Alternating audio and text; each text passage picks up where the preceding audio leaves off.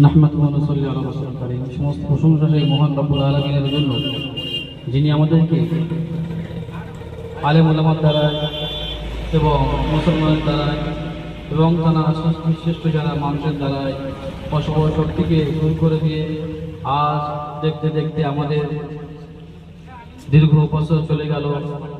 তারপরে ফের দেখা যাচ্ছে কিছু অশুভ শক্তি তারা চাইছে, দেশ স্বাধীন হয়েছিল সেই দেশ স্বাধীনতা তারা হয়তো ভুলে গিয়েছে, আলেম ওলামার কথা হয়তো ভুলে গিয়েছে, মুসলমানের কথা হয়তো ভুলে গিয়েছে।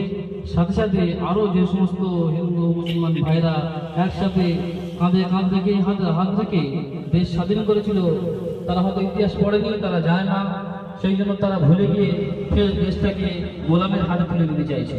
সেই জন্য আমাদের বার্তা থাকে এটাই, দেশ স্বাধীনের দিনে যেরকম হিন্দু মুসলমান খ্রিস্টান সমস্ত জাতি সমস্ত বর্ণ সমস্ত লিঙ্গ একসাথে এক মত করেছিল, যদিও এক মত থাকে তাহলে আমাদের উত্তন হবে, বিভিন্ন মত হলে পতন হবে।